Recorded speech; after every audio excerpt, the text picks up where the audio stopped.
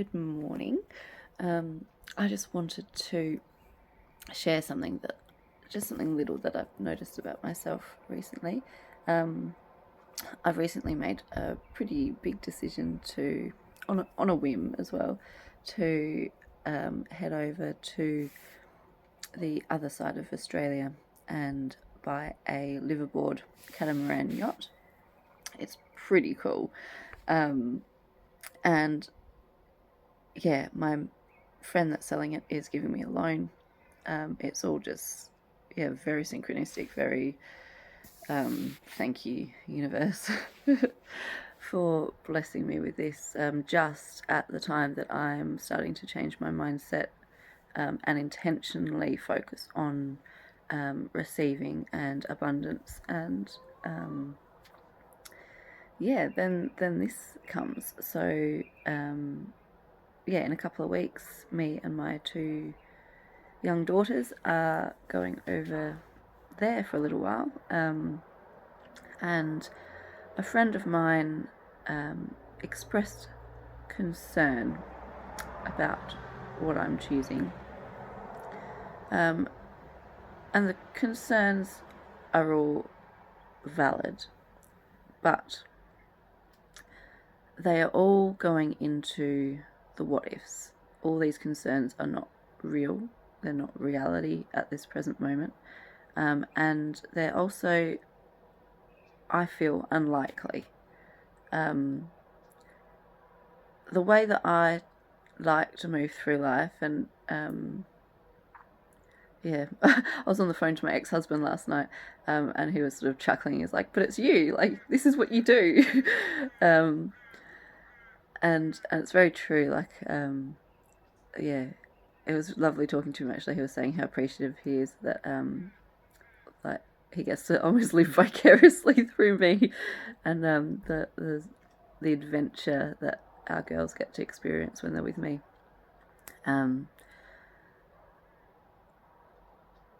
But yeah, it sort of got me thinking. Like I have noticed recently that it's our initial reaction that inspired, like, oh, like, wow, or not. Our initial reaction, that's our true nature, and to try and move towards that as much as possible, because then the monkey mind comes into play, the rational thinking mind, and generally tells us all the reasons why we shouldn't. And I don't believe that's what the rational thinking mind is supposed to be for. I believe we are supposed to use that as a tool to then look at these steps and how we would implement our initial inspired action, not to talk us out of why we shouldn't therefore be doing it based on fear, because that's what it is. It's going into the fear of the what if. It's not even real. It's not even happened. All these things that might go wrong. And so what if it does? I'll deal with it as and when it happens. And it might be that I end up changing my mind, or I have to sell it, or like, who knows what's going to happen. But that's the point. I don't know. So I'm not going to not do something based on all these factors that may or may not happen. I'm moving towards this with a mentality of abundance, and trusting that when challenges arrive, and they will, that I will be provided with what I need to work through it and adapt and change, and not get attached to a specific outcome, that I'm open. And that tends to alleviate a lot of suffering, and that tends to also challenge people that find that quite confronting, because they don't feel like they, subconsciously, that they would be able to do it themselves. But something that I noticed with my friend's comment about expressing his concerns was that an anger rose up in me. And again, my ex-husband had a bit of a chuckle, because he's like, well, now I know you just want to do it even more. And that's the thing, like, particularly in our family, I've noticed that we don't like being told what to do. If anyone tries to control me or influence me or manipulate me. It's quite not a strong reaction, but there's an anger there. And so I was really sitting with that, seeing where that has come from. And what I've come to, I believe, at this present moment, is that I'm very new to setting boundaries. There may have been some control and manipulation. I might not have felt autonomous as a child, but I can't pinpoint a specific memory or anything significant that would cause. I'm not saying it's not, but it might be that as well.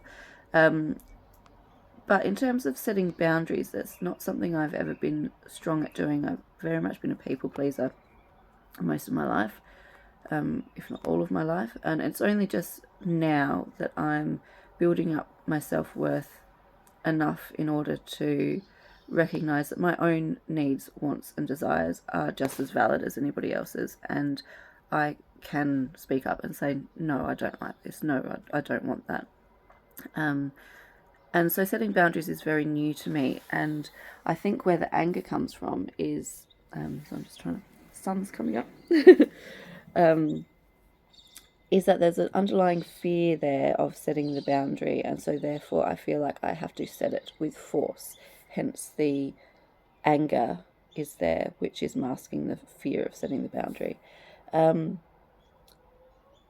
And that feels really good to notice, because now I can practice setting boundaries from a calmer space, not to ignore the anger, but just to reassure myself that it's okay to set these boundaries. It's okay for me to have a voice. It's okay for me to not agree with somebody. It's okay to upset somebody else with my choices, and I will. A lot of people will find what I'm doing quite confronting, and that's okay. But these are my choices, and it's okay for me to make them regardless of what anybody else thinks. So I just wanted to share that little insight, and it'll be interesting to see how often, or if it comes up again, this anger in terms of setting boundaries, and how I can navigate that with taking other people's emotions into consideration, while also being able to stay firm and assured in my own choices and not feel like somebody can influence me. So I suppose it's trusting myself as well, learning to trust myself, and I am. So thanks guys.